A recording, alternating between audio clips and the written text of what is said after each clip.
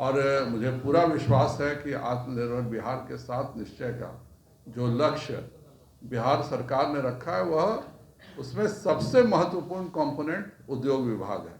रोजगार केवल और केवल उद्योग से मिल सकता है। हिंदुस्तान में सबसे ज़्यादा अगर रोजगार 5 सालों में किसी प्रदेश ने दिया है तो वह इस समय योगी आदित्यनाथ जी की सरकार है।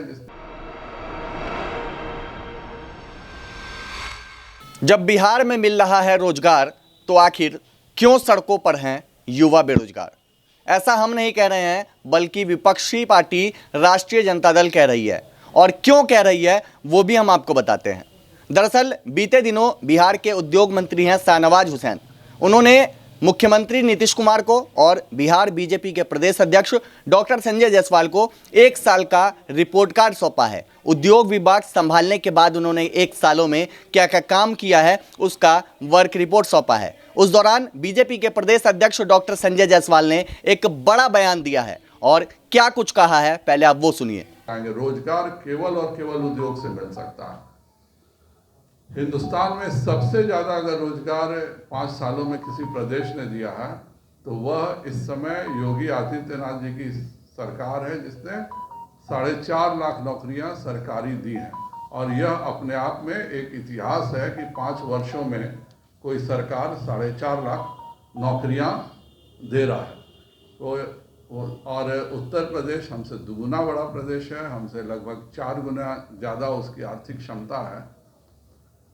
ये बिहार ही है कि बिहार में कुछ लोग घर बैठे कहते हैं कि मैं एक दस्तखत से इतनी नौकरियां दे दूंगा, लेकिन नौकरी केवल रोजगार से मिल सकता है। और शाहनवाज हुसैन साहब ने जो लगातार, मैं स्वयं देखता हूँ, एक दिन भीलवाड़ा रहते हैं कुछ लोगों के साथ, किसी दिन कलकत्ता, दिल्ली, लगातार उद्योगपतियों से मिलना। जिस प्रकार भारत सरकार FDI के लिए मेहनत करती है, उसी प्रकार बिहार में भारतीयों का डायरेक्ट इन्वेस्टमेंट हो, इसके लिए शाहनवाज हुसैन साहब लगातार मेहनत कर रहे हैं और उसके नतीजे हम लोगों को देखने को मिल रहे हैं।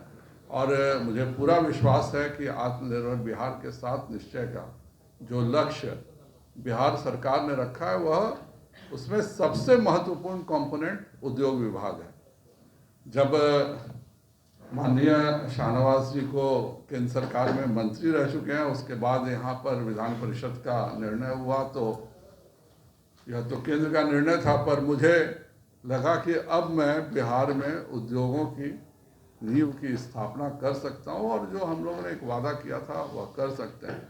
और मैं आभार व्यक्त करना चाहूँगा शाहनवाज हुसैन साहब का कि उन्होंने एक पूरे प्रदेश में संरचना की। मेरे यहाँ चनपटिया भी आए थे। चनपटिया मॉडल इसलिए फेमस है कि वहाँ लगातार केवल जो मजदूर थे, जो पैदल चल के बिहार आए थे, वैसे 200 स्टार्टअप्स मजदूर से उद्यमी बने हैं। बल्कि मैं बेतिया के व्यवसायियों को कहता हूँ कि अगर आप उद्योग की तरफ ध्यान नहीं देंगे तो हमारे ज़िले के सबसे अमीर लोग वो होंगे जो चनपटिया में मजदूर बन के और माननीय प्रधानमंत्री श्री नरेंद्र मोदी जी के PMEGP योजना में बिना गारंटी के उन लोगों को 25 लाख रुपए का जो ऋण मिला है, आज वो एक मजदूर 3000 नौकरियां देने का काम कर रहे हैं।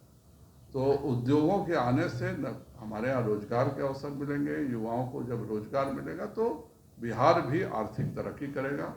मैं माननीय मुख्यमंत्री जी का भी आभार व्यक्त करता हूँ, माननीय शाहनवाज जी का आभार व्यक्त करता हूँ कि उद्योग में पहली पॉलिसी इस सरकार में इथेनॉल के लिए आई।